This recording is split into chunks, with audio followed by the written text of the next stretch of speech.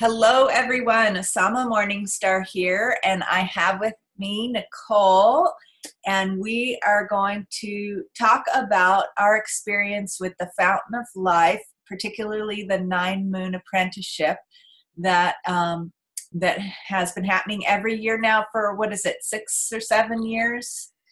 Um, I think since 2012 or 13. Uh-huh. Through the Fountain of Life offers this wonderful online 9 Moon apprenticeship in the Moon College, which is a mystery school based on the ancient feminine mystery schools from pre-patriarchal times. So this is such a powerful thing that's re-emerging or resurrecting these days in response to so many women feeling the need to learn about femininity once again and to be initiated into the power of our femininity. And the beauty of the Fountain of Life is that it's for men as well, because these mystery schools were used to be for men and women and sacred union between the masculine and feminine. So we're here to talk about our experience being involved, and both of us are mentors for new students or even ongoing. We mentor each other for in the mystery school in the Moon College. And so we wanted to just have a conversation and introduce you all viewers to this idea and to what's going on with the Fountain of Life 9 Moon Apprenticeship. So I'd love to, maybe I'll just start with my introduction of myself and my involvement in it, and then I'll let Nicole share how she got involved. So let's see.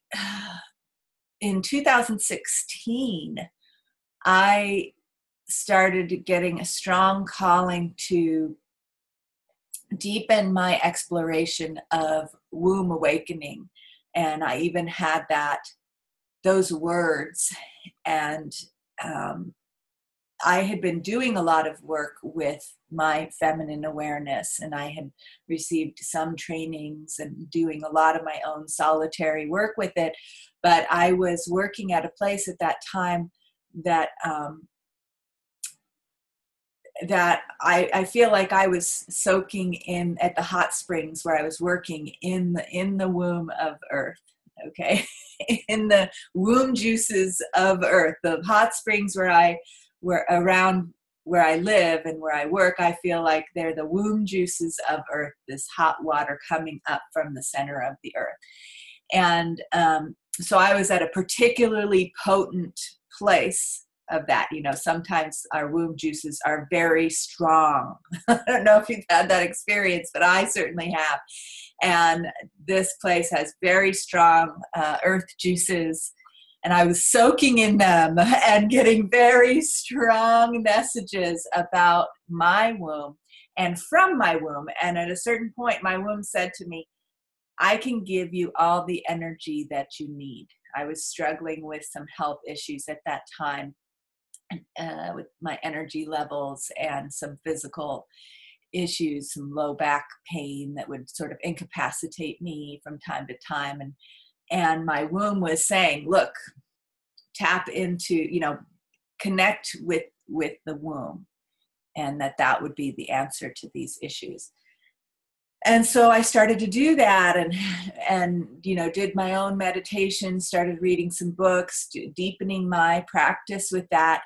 And I started looking at the Fountain of Life website. And by 2017, I was ready to sign up for the 9 Moon Apprenticeship. And I did, and I absolutely loved it. And then by the middle of the apprenticeship, I was like, I have to go to Hawaii for the teacher training, because I'd always wanted to go to Hawaii, and here it was, and I was loving the apprenticeship. It was exactly what I needed to be doing. So I went to Hawaii for the teacher training, and you weren't there in Hawaii, were you, Nicole, this time? No. No, I wish. Okay.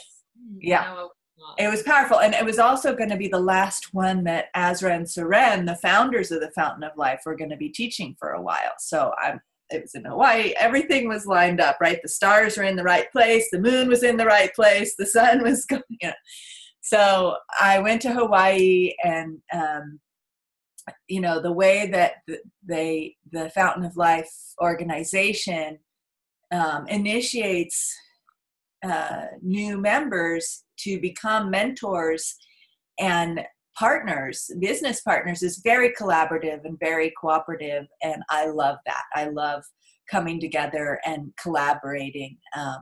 And so I'm super excited about being a mentor for this year's 9 Moon Apprenticeship that other people can sign up for and then get one-to-one support from me. And I think, Nicole, you're a mentor too for this year. And I'm sure we'd love to hear your journey with the Fountain of Life, how you fell into it or came upon it and started it out. So my journey was very interesting one. I was also, I think, yeah, by 2013, I was checking their website. I probably went a few times. I was in their mailing list, but I didn't sign up to any course. Prior to that, I was doing a lot of, I think I started strongly in 2011, really connecting with my womb and my menstrual blood. I used to suffer a lot from PMS and, you know, a lot of cramps. And I used to get really, really crazy symptoms prior to my period. And it would really bother me and the people around me because I was just very nervous. And I have to say that I feel like that it was, since I've started, you know, conscious menstruation, which is something that I'm very passionate about it, but since I started like giving my blood back to the earth, that, you know, everything started aligning to bring me to this wisdom of, you know, of my womb and to arrive to Fountain of Life Mystery School. So I was in this journey of really also opening to bliss, you know, and connecting with my bliss. And that took me to crazy places.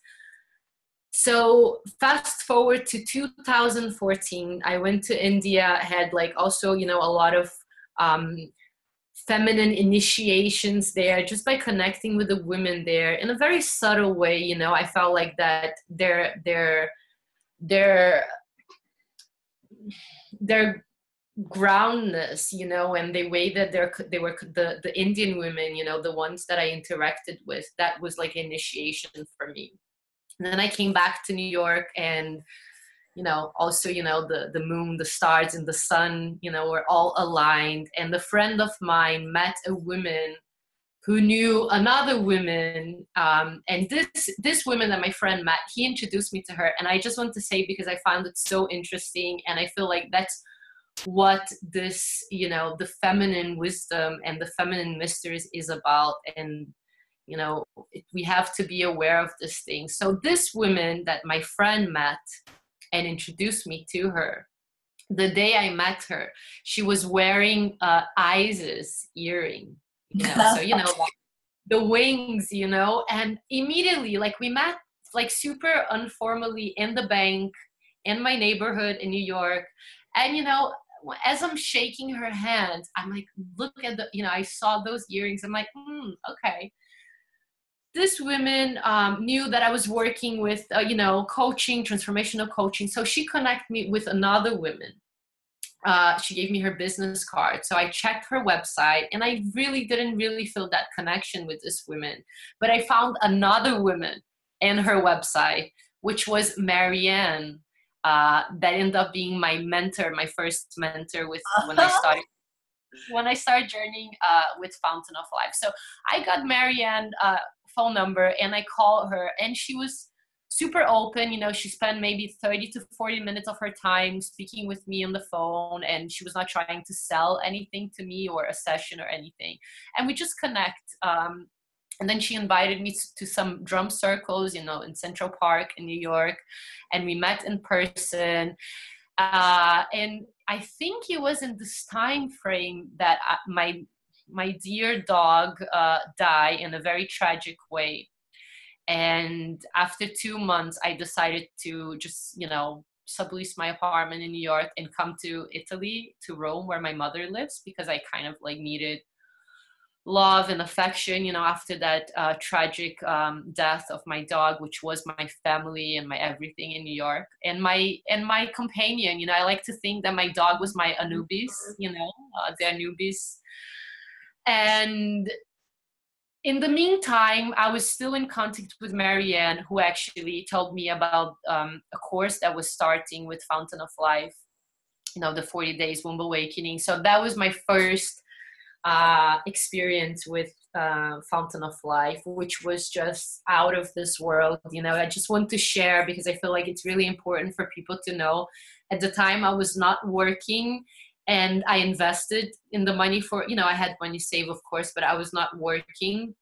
So I invested the $333 in the course, and literally, Sama, this was like a Wednesday when I paid for the course. On a Friday, I got a gig to work here in Italy. I'm in Italy right now. So I got a gig to work that I actually made double of that money. So I was supposed just to cover one girl one day. And I ended up taking, she was sick, so she didn't feel better the next day. So I did Friday, Saturday, Sunday, Monday, and I made just what I invested in the course plus, more.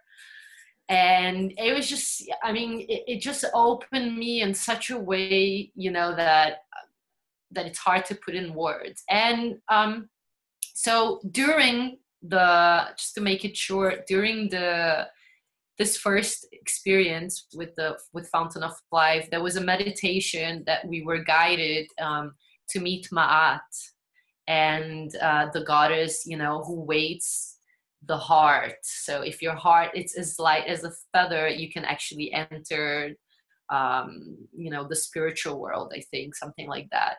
And in this guided journey, Ma'at clearly called me to Egypt. It was just a calling, very clear. And Egypt has been very dear to me all my life. But I haven't, I was not in Egypt before. And since I had to exit Europe anyways because of visa, etc., I booked my tickets to Egypt shortly after this meditation. And I did not know that I didn't even know that there was a 9-moon apprenticeship. So shortly after, this was in September 2014. So shortly after that I finished the 40 days Womb Awakening, my mentor Marianne shared with me about the moon, the 9-moon apprenticeship starting in November. And I was like, okay, I'm not sure,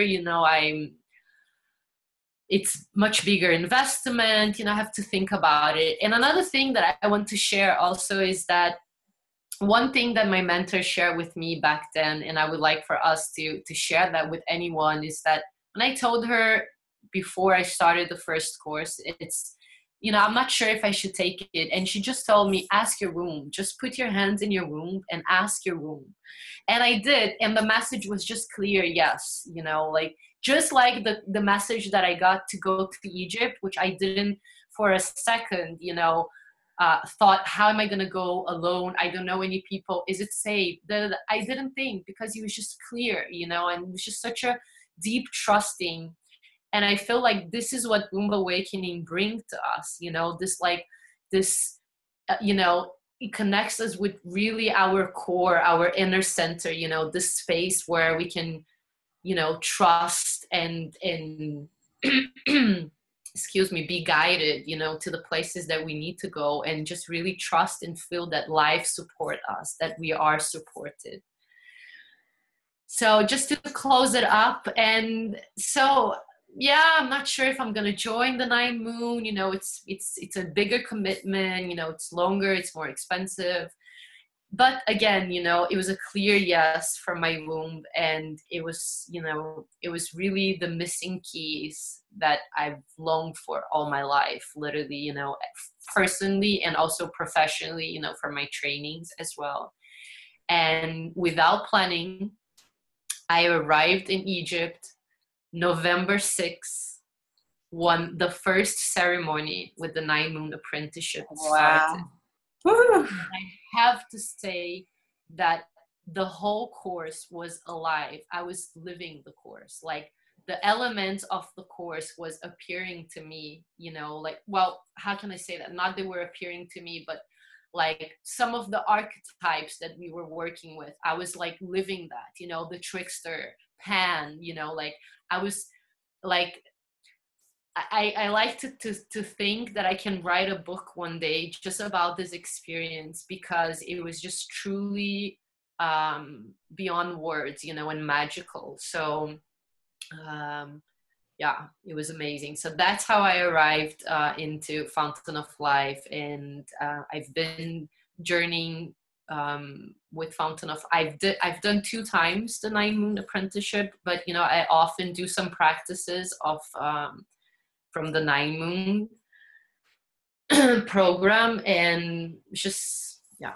just I mean, I could speak for hours about the kind of miracles that I experienced, you know, in my first time journeying, and also where I am now, you know, like in my life. Oh my God, I'm forgetting something so important. So did I forget that? On my way to Egypt, I stopped in Athens because I had a layover. You know, I bought the cheapest ticket I could find, one way, with 40 hours layover in Athens. And I was never in Greece before. So I was like, okay, you know, 40 hours, I get to get a little bit of feeling of Athens. You know, I love Greece. Yeah, Greece, I live in a Greek neighborhood in New York. You know, I like the culture also. So on my way, I dropped my bag in the airport. On my way to the city center, I meet a woman who actually, it's also, her name is also Nicole. And then she shares some tips. She lives in Egypt. You know, I overheard the speaking with someone, and I'm, you know, oh, I live in Egypt. And when she finished the conversation, I went and I started speaking with her. And to make a long story short, I was supposed to do couch surfing. I'm not sure if you know what's couch surfing. Yes, but I do. I was gonna stay in someone's house that I didn't even know, because I was so open for adventure, you know, and experience. And and I went and I met this person, a guy from India who has been living in Greece for many years. And I left my bag there with my laptop, and you know, and said, okay, I'll be back later. But I was not, you know, I didn't decide if I was gonna stay with him or not. But I left my bag there, and I just went with my camera and my personal bag to the Acropolis in Athens. And in the Acropolis, I met Pan. I call him Pan because he really the personification of Pan, like 100%. So Ulis is his name. I met him, and immediately we had a connection, you know, like very, very natural, you know, very, very friendly, non-predatory type of relationship connection. And we end up spending the whole day together, speaking.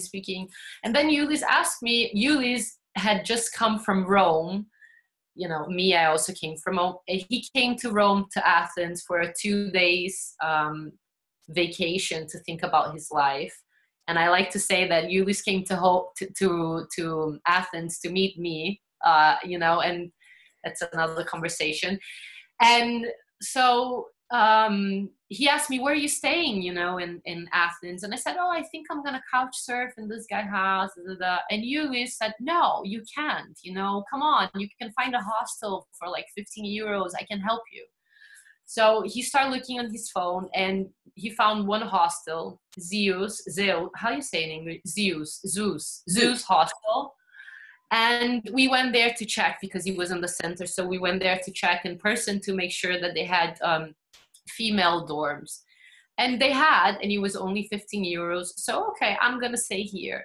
And he was in this hostel in Athens, in Zeus hostel, that I met my beloved twin soul. So I cannot even imagine, you know, how things were aligned in such a way, you know, because it was the exact moment that I was in the Acropolis making a panorama picture, and Ulis was in the end of the panorama, that we met, you know, and he was the one who guided me to this hostel where I met my beloved briefly for like 15 minutes, and I didn't feel anything, but I didn't, you know, that's the truth. I just felt compassion because he is from Syria, and so it was him and 2 other people from Syria. So I talked to them with him because he was the only one who spoke English.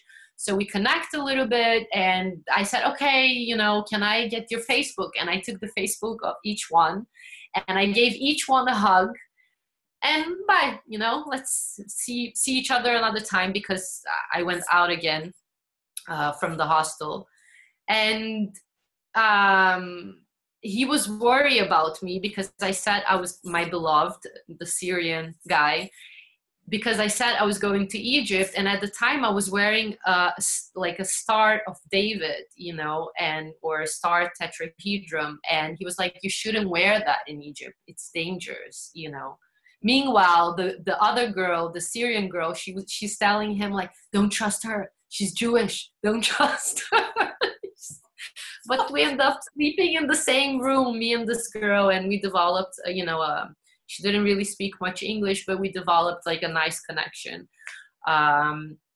So I went to Egypt, and he wrote to me a couple times while I was in Egypt, just like checking on me. How are you? You know, you still in Egypt?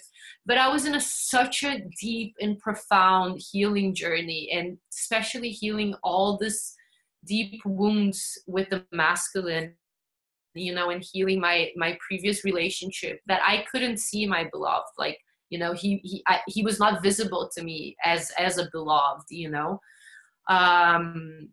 Yeah, so this was the journey. But before finishing the 9 moon, I came to Italy from Egypt, because I spent pretty much the entire 9 moon there.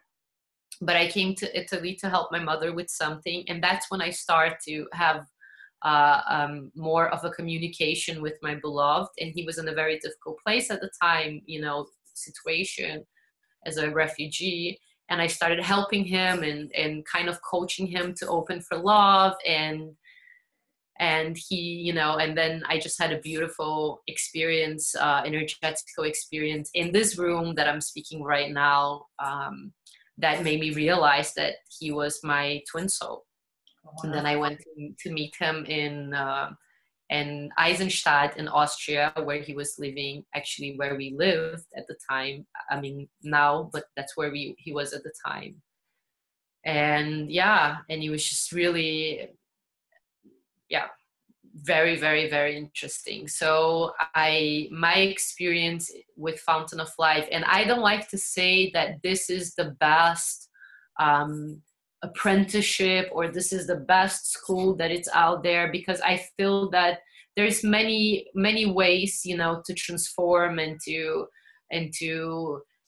invite your sacred union or twin soul in your life. There's many ways to maybe awaken your creative power, your womb, your hara.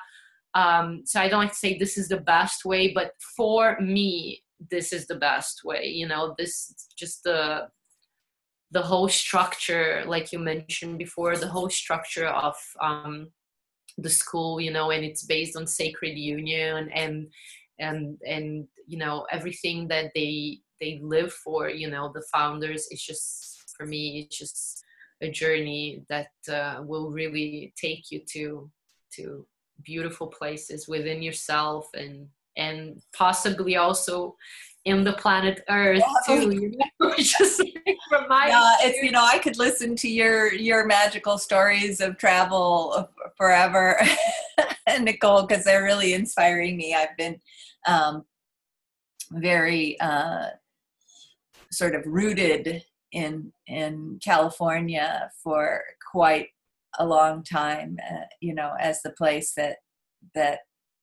the piece of earth that is sort of holding my feet to the ground. But this trip to Hawaii to do the teacher training sort of lightened that a bit and said, oh, it's time possibly for traveling more, and connecting with you is definitely lighting that travel bug in me on fire again. But I wanted to sort of highlight some of the things that you shared about, and share a little about some of my experiences around that, because there was such richness in your story that that is very relevant to this, a person who is looking into learning about womb awakening, learning about feminine mystery schools, and some of the things that you talked about. So you talked about conscious menstruation and how giving our blood back to earth is so transformational, and I've been doing that for quite a number of years myself, and that's part of what really roots me to a sense of home. I have this beautiful herb garden and vegetable garden, and I feed the herbs and vegetables with my moon blood. So there's this deep relationship to the land here, and there was already a very deep connection to the ancestors of the land, and some of the tribal lineages here. This place where I live is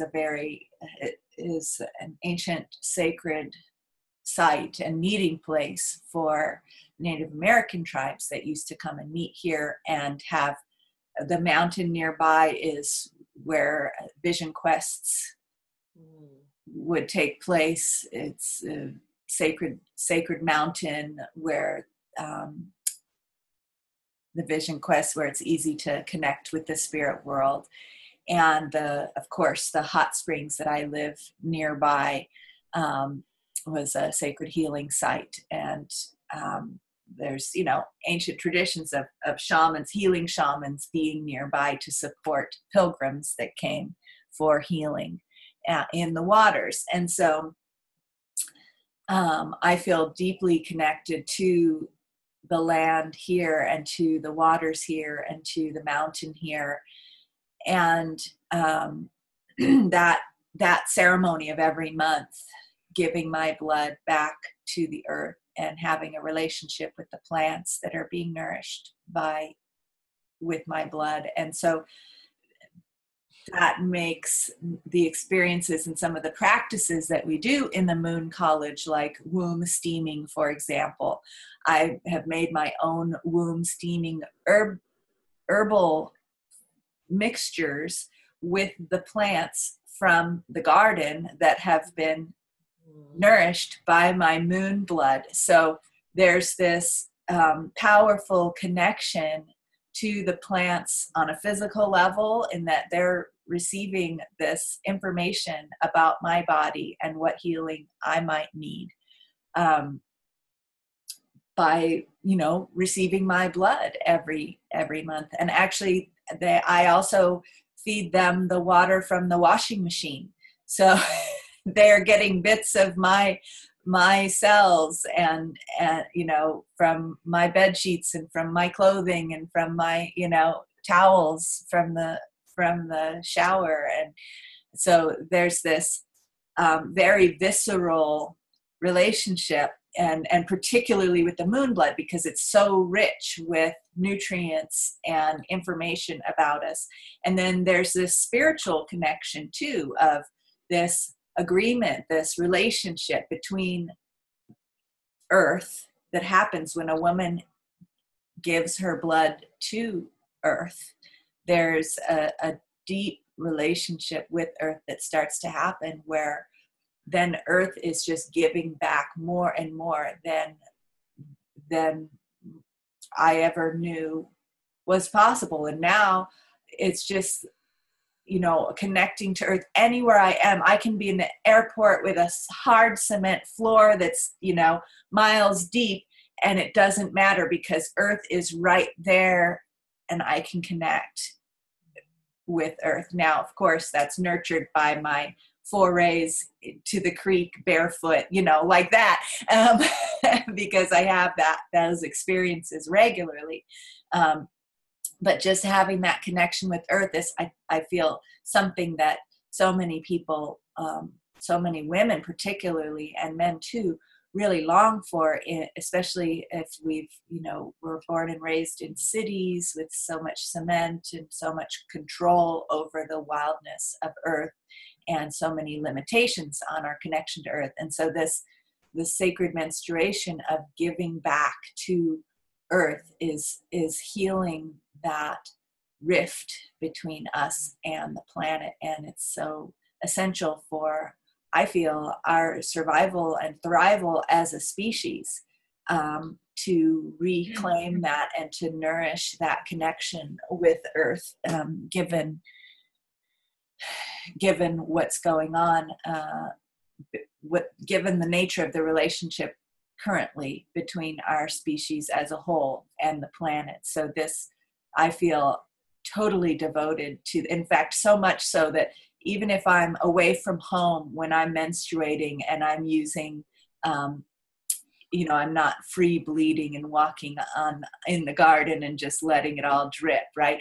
Instead, I'm having to contain my blood. I save it and keep it, even if I'm away from home for a few days, and I save it and I keep it, and I come home and I rinse out whatever I'm using to collect it and put it in the garden, because it's this sacred elixir. And so I just wanted to share a little bit more about that, and that having a sisterhood of women like Nicole, or a mentor to help work out the details of that kind of practice in this world, in the society where we're supposed to hide our menstruation. We're supposed to, ignore it and have as little to do with it as possible, to reclaim this ancient mysteries of our feminine power through menstruation as the central practice of spiritual awakening and connection with ourselves and with earth, and embodiment is such a powerful practice. And that's one of the main themes. Like, there's a whole month of focus on sacred menstruation, shamanic menstruation, in the 9 Moon Apprenticeship. But it's also interwoven into all of the other 9 moons, as part of the practice, a central part of the practice. So I just wanted to touch on that a little bit more and share about my journey with that. And let's see. Let me just if you have anything more about that, I'd love to hear. Yeah, because actually I forgot. I started speaking about it, but I forgot to say that I used to have this severe cramps, right? And the PMSing. And truly, since I started the conscious menstruation and actually stopped taking any sort, this is many years ago actually, but not taking any pills because I had pain, connecting with my womb. And like you're saying, just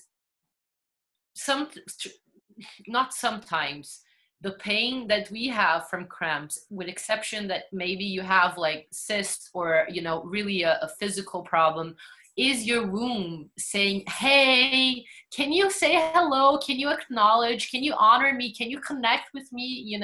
Just recently I had a client writing to me, asking about this menstruation, conscious menstruation, and saying how she has such a bad relationship, and she has always had this bad relationship with with the moon, with the period.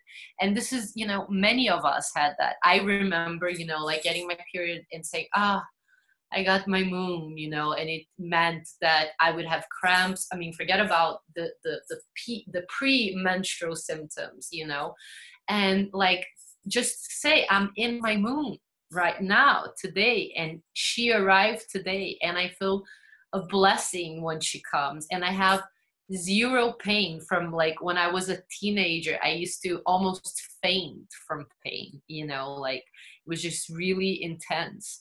So yeah, I mean, womb awakening and the 9 moon will really take you into connecting with your womb, and that can definitely shift your relationship with your period and the symptoms that you might have due to lack of relationship or a not real organic relationship. Mm-hmm. That's definitely been my experience too. And I've never had that severe of cramps, but recently in the past 5 years or so, I started to, because I'm moving towards menopause. And and so having this, deepening this, and I had a healthy relationship.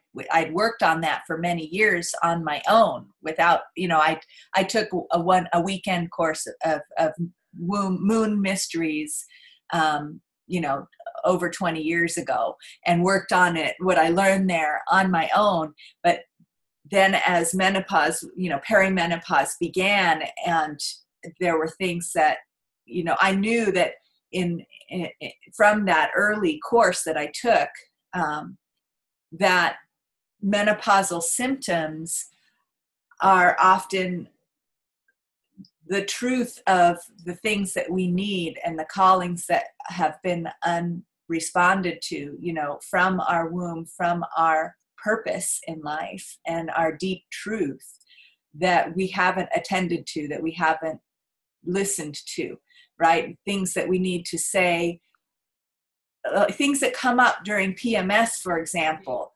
that suddenly our inhibitions about saying things that are uncomfortable to other people are lifted during PMS. That's kind of what happens. And so everybody thinks you're being a bitch when really you're saying what you wanted to say all month long, and you're finally fed up enough and not inhibited enough to say it, and it might not come out super nice, right? And so menopause and premenopause is the same kind of thing. Premenopause is kind of like the PMS of your life, because then menopause is like the menstruation of your life, right? And so premenopause is all the things that I've been not satisfied with in my life and that need to change, or truths or experiences that I really feel called that I need to have, that I'm being called to move on. If I don't move on them, my symptoms get really big. I remember I moved with my husband to live in Long Beach after living out in the woods for 15 years. And we thought we were going to be these awesome yoga teachers in Long Beach, but everyone and their dog is an awesome yoga teacher in Long Beach, and we were just like another one. And I didn't want to be in Long Beach. And my womb I just started getting these screaming hot flashes, and with this very clear voice inside of me that said, go back to Harbin, which is where I'm at now, the place where I had lived before, near the hot springs. This screaming voice accompanied by this raging hot flash, which, you could say was a perimenopausal hot flash. And when I listened to the voice and got on track to move back to Harbin, those disappeared. And so it's my strong feeling and experience that these kinds of symptoms have a wisdom or a truth that they're communicating to us, like what you said, hey, pay attention to me, honor me in some way. And our wombs are a source of tremendous amount of wisdom about our lives, about our purpose in life, about what we're here for, about, all of our experiences. Wisdom. What's that? About our feminine wisdom. Exactly. Our body wisdom. Exactly, our feminine wisdom, and learning to listen to that and implement it in our lives is a central part of what we can learn about and explore in the Moon College. And you also talked about the goddess Ma'at and the goddess Isis and these archetypes. And these ancient archetypes support us to find that wisdom within ourselves. And that's the thing about feminine wisdom. It's often not logical. It's often very intuitive and very connected to dream imagery and goddess archetypal, type ways of thinking and understanding things. So feeling like you're getting a message from the goddess and things like that, when, it's our own feminine wisdom presenting itself in a magical way. Like, I'm sure your journey in Egypt and all throughout your first 9 moon apprenticeship was filled with those kinds of things where objects and people and circumstances just show up in life, and you're like, is this really happening? this is so clear that this is a message to me about my next step and what I'm supposed to do. How could that possibly have arranged itself just like that? You know, how could this circumstance be so synchronous to what I'm feeling inside? And that womb wisdom, oftentimes it's not just a message telling us what to do. It's all kinds of external things arranging themselves, and this person at the store or the woman that you met in the bank saying just the right thing that leads you on this treasure path to receive the gifts that are available to you in the world. And that comes from this deepening connection to Earth, who's the source of everything that ever happens on the planet, right? She's, you know, the womb of Earth is down there saying, okay, let's send this person over there, and let's send that person over there, and let's make this thing fall over right there. And like, you know, and so it's like when we're connected to the womb of Earth, then those kinds, it's just that those kinds of things are more and more prevalent for us. And what were you going to say? No, I would say like it's also like our desire, you know, like we, you know, I feel that initiates from our desire, and then, you know, everything is orchestrated, you know, to fulfill that desire, you know, and then everything actually comes your way. And I feel like for me, I was in this path of opening for bliss, you know, and I was studying with someone about, you know, connecting with my bliss instinct through my glands, through my energy centers, etc. So I did like almost a 2 years apprenticeship with this person, you know, prior to arriving in Fountain of Life. So I was in this desire of really opening to bliss, and I was opening, you know, and a lot of things were getting thrown in my way to take me off of that bliss, which is just the process. Because, you know, also, you know, this feeling of bliss, that doesn't mean that we're not going to experience other emotions, you know. But to me, how it works is that you know, I can feel, you know, that the floor is, you know, what's the expression, like the floor, it's collapsing, but still there's something inside of me that keeps me centered, that I know that it will collapse, you know, but it would rebuild again. So like, for me, it feels that this is the connection that we really need right now, is just to feel the support, like you said, from the earth, and, you know, and have that desire to really connect with the wisdom within us. And like, we're speaking about womb awakening, but like you mentioned in the beginning, this is also for men. So it's not just womb, you know, it's womb and heart awakening. So men and women need to connect with their center, you know, with the source of their power, because the womb and the hara, you know, connects us with, like you said, the womb of Gaia, you know, the womb of the earth and the cosmic womb. And, you know, we need to replug ourselves to those wombs, you know, starting with ours, and then replug to the others, so we can actually feel supported by life. And then, even just not to say that everything is going to be always blissful and loving, because it might not be. And this is life as a human, you know, we are here to experience a full spectrum of emotions. But when we are experiencing the spectrum of maybe despair, grief, sadness, you know, or even depression, you know, if we are rooted and grounded and we are connected to the earth, there is a feeling deep inside that knows that, you know, that also will pass, you know, and it will come gifts with it. Gifts will come with it. Mm-hmm. So beautiful. Yeah. Well, listen, Nicole, I could sit here and talk with you about womb awakening and bliss and traveling and following the signs from Divine Mother for all day.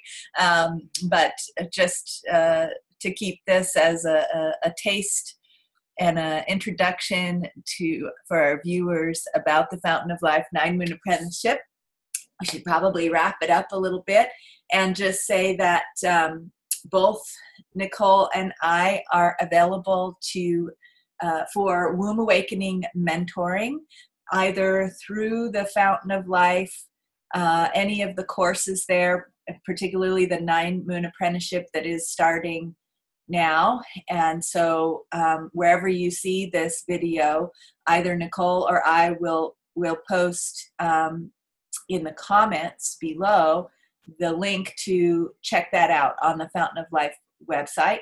And we're also, both of us, available for private sessions not connected with the Fountain of Life. Well, yes, connected, but you don't have to enroll in a course to have a private session with either of us two, just independently on your own for whatever purposes you feel called to have that for. So that's that. And is there any other thing that you want to share in closing, Nicole? Just that if you are in doubt if you should join the course or not, just place your hands in your womb and let her answer, or in your hara. So just, anyone that is watching, if you feel, drawn to participate, but there's still some part of you that feels a little bit hesitant, about the money or about anything else, just place your hands in your womb, in your hara, drop your awareness there and just ask the question, because that's what I did. And that's what really, led me to this amazing journey and this transformation that no word can describe it. Yes, that womb knowing, right? That inner knowing. And I'm available to answer any questions. I imagine you are too, Nicole, if anyone has any questions that you want clarified, please reach out to us and we'll be happy to support with that. All right, take good care and we'll see you again soon. Thank you. Mm-hmm.